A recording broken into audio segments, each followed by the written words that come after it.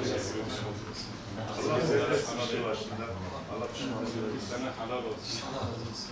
iyi günümüz oldu, kötü günümüz olmadı.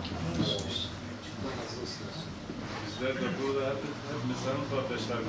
Sizler de yolunuz Urfa'ya düşerse orada bir eviniz var. Orada inşallah sizi bekliyoruz yani. Urfa mübarek bir şey. Sürekli yolunuz. Yani sizin gitmeniz bizim gönlümüz razı değil. Bismillahirrahmanirrahim. Çok kıymetli basın mensupları ve çok değerli dava arkadaşlarım. Hepinizi saygı ve sevgiyle selamlıyorum. Özellikle bugün Dünya Basın Günü olması münasebetiyle tüm basın mensuplarını tebrik ediyorum.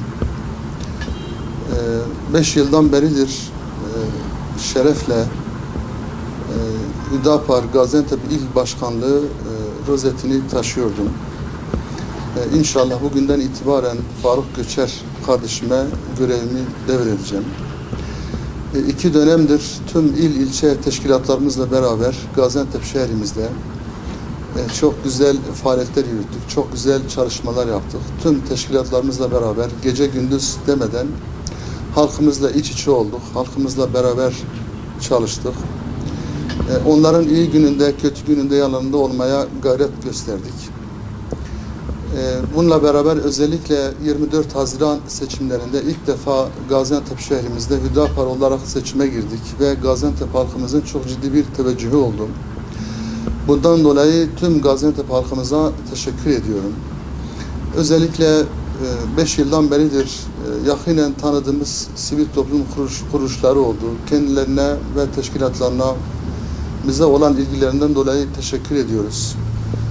Antep'te çok güzel, çok iyi kanaat önderlerimiz var. Onları ziyaret ettik, onlarla hasbihal ettik. Onların bize destekleri oldu. Kendilerine teşekkür ediyorum.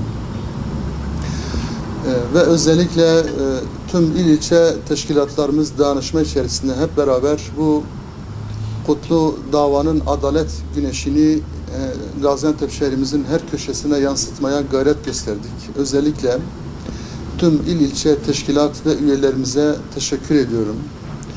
Bununla beraber özellikle en çok zamanlarından çaldığım aileme bana gösterdikleri saygıdan dolayı, ilgiden dolayı ve desteklerinden dolayı onlara da teşekkür ediyorum. İnşallah bu adalet güneşinin sancağını Faruk Göçer kardeşime teslim edeceğim. Bizler hep beraber bu sancağı bir yere taşımaya çalıştık. İnşallah Rabbimden dileğim odur ki onlar bu sancağı daha iyi bir yere taşırlar, daha güzel bir yere taşırlar. Bismillahirrahmanirrahim. Öncelikle Rabbim hak ve hakikat yolunda yazdıkları yazılarla, yaptıkları haberlerle halkımıza tarafsız bir şekliyle basını tamamıyla halkımızı bilgilendirip daha sonra bu doğru olan bilgiyi halkımızla beraber paylaştıklarından dolayı basınımızın, gazetecilerin basın günü ve basınımızın gününü kutluyorum. Öncelikle daha önce ilk başkanımız ki bu görevi layıkıyla yerine getirip bugüne kadar mücadele edip daha sonra teşkilatıyla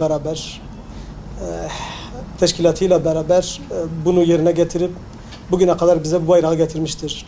Bu bayrağı bundan sonra ben ve teşkilatım olarak daha ileriye götüreceğimizi temenni ediyoruz. Halkımızın sorun ve sıkıntılarıyla beraber, umutlarıyla beraber hareket edeceğimizi, gerekirse köy köy, mahalle mahalle, sokak sokak beraber teşkilatımla beraber dolaşacağımızı, Gazi şehrimizin sorun ve sıkıntılarını gidereceğimizi, özellikle eğitim, uyuşturucu, işsizlik bu konuda Gazi şehrimizin çok ciddi sıkıntıların olduğunu biliyoruz.